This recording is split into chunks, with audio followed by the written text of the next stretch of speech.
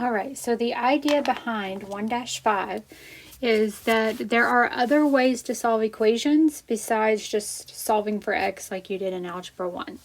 So in Algebra 1, you subtract 20 and divide by -3, for example, 1a here, which is totally fine. We all can do that. We get, what, 5? Or we could actually graph. So, and honestly, graphing by hand is not going to save you any time at all, but using a device could. So if you want to sketch a picture of the graph here, you may, but I'm actually going to do the math on Desmos here. So if you go to Desmos, mine will look mostly the same as your Chromebook. Remember, you can download this as an app on your phone. So -3x plus 20 was the left-hand side of that equation. And then the right hand, we're going to put y equals 5. Okay. Most of the time, you can just put the left and the right with no y equals, but when it's just a number, you have to put the y equals. And then you're going to look for the intersection point. So in this case, it's 5, 5. All right. So what does that look like? There was a line going through 5, and there was one here, and it crossed at 5, 5. So there's your sketch to show you what you did. The intersection is 5, 5. So what is the x value at that intersection? That is what x equals. Okay, so let's try that again, taking this example here and putting it in Desmos. Again, Desmos is going to be quicker than trying to graph that by hand, for sure. So x out of here,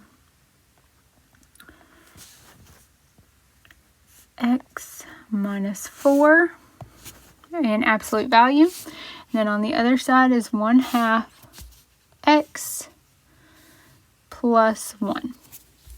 And then we look where, notice they intersect at 2 spots. So 2, 2 and 10, 6. So 2, 2 and 10, 6 were our two parts there where they intersect. So drawing myself a sketch here so that I have it to reference later whenever I need my notes. So 2, 2 and 10, 6. So my answers are the x values, where x equals 2 and x equals 10. We don't really care about the y values when we're just solving for x. All right. And for time's sake, I'm going to come back and do example 2. It's going to be our last one. I'm skipping the word problem. And I just want to bring up that you can look at a table, and where the two y values are the same, that's your answer for the x value. But that seems way more difficult when we have Desmos to do it for us instead of looking at a table. And the only thing different about this example is that it does not intersect at a nice point. So if we think about life, not everything is nice and neat. That is true in math as well. So this one,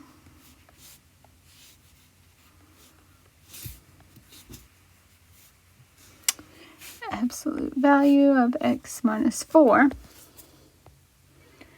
Notice those decimal points are crazy, and that is okay. But the answers are still 2.697 and 5.303. So we can say approximately by using wavy equal signs. And these were the two answers. All right. Last example, so I know that was a little out of order, is when there's an inequality here. Okay, so x squared minus 4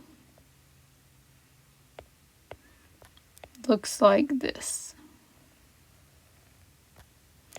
Now, I know that because I'm a math teacher and I do this all the time, and I have done this for a very long time. I would not necessarily expect you to automatically know all of those things, but you can use Desmos just like I've showed you. I just don't want to make you more seasick by going back and forth from one screen to the other.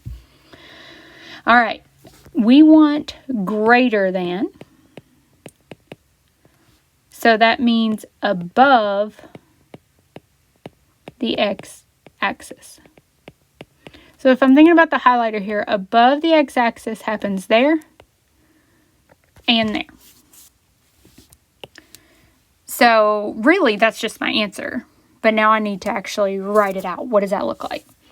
So notice this is -2. This is -2 something, getting closer to -3. It's eventually going to get over to -4. So all my x values are smaller than -2 because they're going left. Or they're all bigger than 2. Because they're going right, not because they're going up. I don't care that they're going up. Think left and right. Okay, I'm actually going to make a part B, and I'm going to say that same graph, except how do I write my answer if it is less than? So less than is this one piece. Notice I didn't have to pick up my highlighter here. Under the x-axis. So the other one was above, this one is under the x-axis. Since it is one piece, not two separate pieces, I can write that as one statement. X is in between -2 and 2, so notice that's how I wrote it. X is in the middle. But then I need to put the two less than symbols to write that statement. And this would be the final answer for that one. So here are my two final answers written like that. And that is everything in 1-5 summed up in one video.